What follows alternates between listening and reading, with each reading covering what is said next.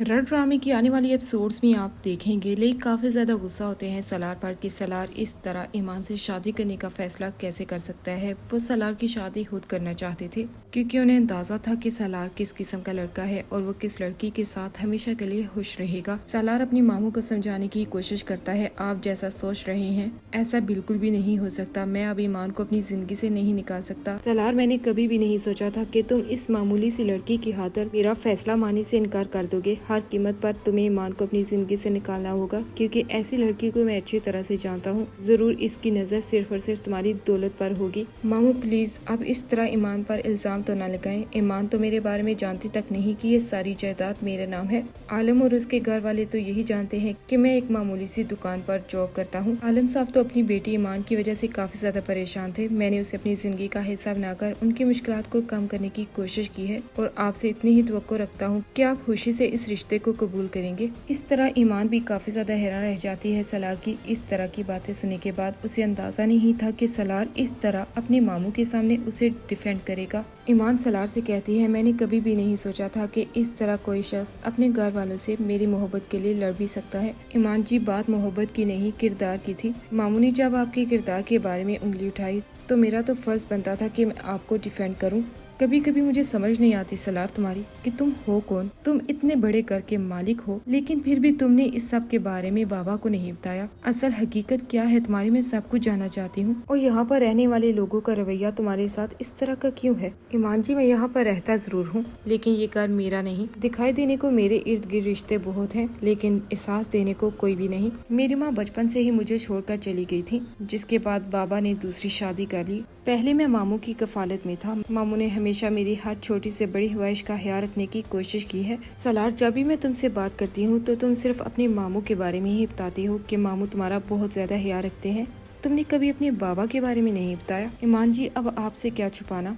जब से उन्होंने दूसरी शादी की है उनके दिल में तो अपने बेटे के लिए मोहब्बत ही खत्म होकर रह गई। अगर मैं इस घर में मौजूद हूँ ना तो सिर्फ और सिर्फ अपने मामू की वजह से। और मामू ने जो जायदाद मेरे नाम की है उस जायदाद को बाबा अपने नाम करवाना चाहते हैं। इसके अलावा तो मैंने कभी भी नहीं देखा कि उन्होंने मुझसे ठीक मुँह बात भी की हो। हमेशा से वो मुझे यही बताते आए हैं कि मैं अपनी माँ का कातिल हूँ, लेकिन मैं जानता हूँ कि मैंने ऐसा कुछ भी नहीं किया था। अपनी माँ का ख्याल आते ही सलार की तबीयत दोबारा से खराब होना शुरू हो जाती है। सलार, तुम ठीक हो ना? तुम्हें क्या हो गया है? अचानक बातें करते करते तुम्हें हो क्या गया है? इधर मेरी तरफ देखो। तुमने अपनी माँ का कत्ल नहीं किया बल्कि ये जानबूझकर झूठ फैलाया गया है ताकि तुम्हें हमेशा के लिए इसी ट्रॉमा में रखा जा सके। मेरी बात समझ रहे हो ना? भला तुम जैसा एक अच्छा और नेक शख्स अपनी माँ को कत्ल करने के बारे में सोच भी कैसे सकता है? और ये ख्याल अपने जहन से निकाल दो। ये ख्याल जिसने भी तुम्हारे जहन में डालने की कोशिश की है ना, असल वही तुम्हारा दुश्मन है जिसको तुम पहचानने में बहुत बड़ी गलती कर रहे हो। अब मैं इस घर में आ गई हूँ इसलिए तुम्हें कोई भी नुकसान पहुँचाने के बारे में सोच भी नहीं सकता। ईमान को इस तरह सलार अपने लिए फिक्रमंद देखकर काफी ज्यादा खुश होता है क्योंकि उसके मामू के अलावा तो किसी ने भी उसकी परवाह तक नहीं की और उसके बाबा को तो सिर्फ और सिर्फ सलार के नाम की जायदाद चाहिए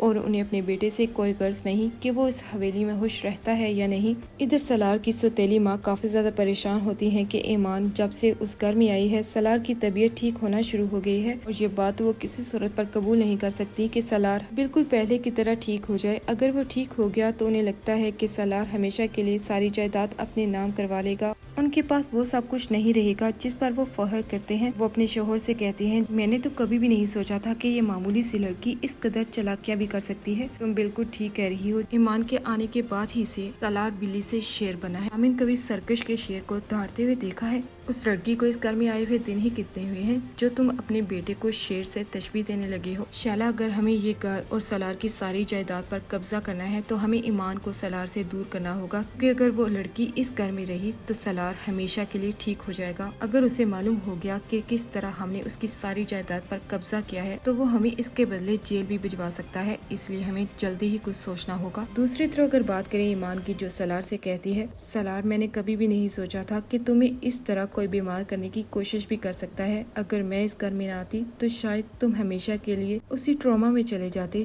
जो तुम्हारे जहन में बार बार ये बात बिठाई जा रही थी कि तुम अपनी माँ के कातिल हो। हालांकि ये बात सच नहीं, बल्कि कातिल तो वो हैं जो तुम्हारे जहन में इस तरह की बात डालने की कोशिश कर रहे थे। ईमान जी, मुझे तो खुद इस बात का अंदाजा नहीं था कि आपकी मेरी जिंदगी में आ जाने के बाद मेरी जिंदगी खुशियों से भर जाएगी। इस तरह तमाम अंधेरे रोशनी में बदल जाएंगे। मैं अपने बाबा पर अंधा एतमाद करता रहा, लेकिन इस बात का अंदाजा न कर पाया कि वो जायदाद के किस कदर भूखे हैं। इस दौलत की हवस ने तो उन्हें इस कदर अंधा कर दिया था कि उन्हें अपनी औलाद ही नजर न आई कि वो किस किस्म की कैफियत से गुजर रही है। लेकिन उन्होंने जो कुछ मेरे साथ किया है, मुझे जानबूझकर इस धोखे में रखने की कोशिश की है कि मेरी माँ एक हादसे में जाँ बहक हो गई थी। बल्कि मैं तो ये समझ ही ना पाया असल कातिल कोई और नहीं बल्कि मेरे बाबा ही थे। तब सलार खूब रोना शुरू कर देता है। ईमान उसे हौसला देने की कोशिश करती है, क्योंकि ईमान सब जान चुकी है कि उसके बाबा किस कदर लालची शख्स हैं, जिन्हें अपने बेटा तक नजर न आया। अपनी बीवी के कहने पर वो अपने बेटे को ही कसूरवार समझते रहे, जानबूझकर उसे ये बताते रहे कि वो अपनी माँ का कातिल है। लेकिन सलार अब सब कुछ जान चुका है। वो हर मुमकिन कोशिश करके अपनी माँ के कातिल को सजा दिलवाने की कोशिश करेगा, क्योंकि वो ये बात तो किसी सूरत पर कबूल नहीं कर सकता कि इस तरह उसकी माँ को कोई जलाने की कोशिश भी कर सकता है। ईमान की सलार की जिंदगी में आने के बाद सलार की जिंदगी मुकम्मल तौर पर बदल जाती है। उसे समझ नहीं आता कि वो ईमान का शुक्रिया कैसे अदा करे, क्योंकि ईमान ही सलार को ये बात बताती रही कि उसके जहन में जो बात डाली जा रही है ऐसा कुछ तो है ही नहीं। जिसके बाद आहिस्ता आहिस्ता करके सलार के सामने अपने बाबा का असल चेहरा ही आ गया। आने वाली एपिसोड्स काफी ज्यादा इंटरेस्टिंग होने जा रही हैं।